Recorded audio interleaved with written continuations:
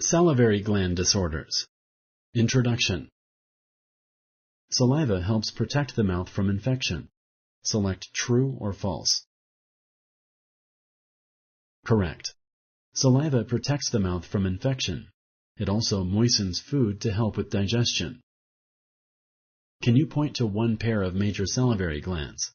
Choose one of the following options. Correct. These are the parotid glands. They are the largest of the 3 pairs of major salivary glands.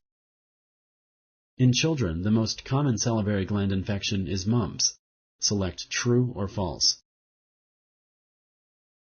Correct. Even though mumps is most common in children, anyone who is not immune from either previous mumps infection or from vaccination can get mumps. However, routine vaccination has made mumps much less common. Infections of the salivary gland are never treated with antibiotics. Select true or false. Correct. Bacterial infections of the salivary gland may be treated with antibiotics. Obstruction of the salivary glands or ducts may be caused by which of the following? Choose one of the following options. 1. Cysts or tumors. 2.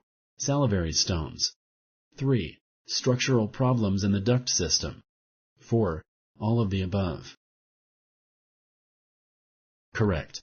There are many problems that may cause obstruction of the salivary glands or ducts. Most major salivary gland tumors begin in the floor of the mouth under the tongue. Select true or false. Correct.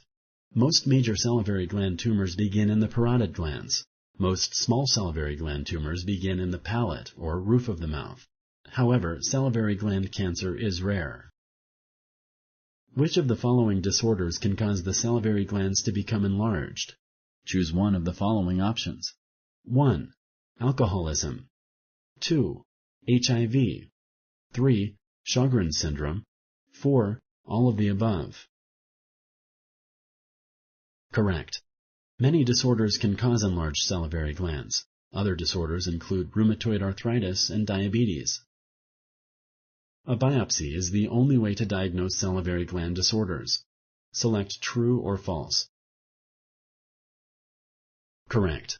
A variety of tests may be used to diagnose a salivary gland disorder. Thank you for using Explain.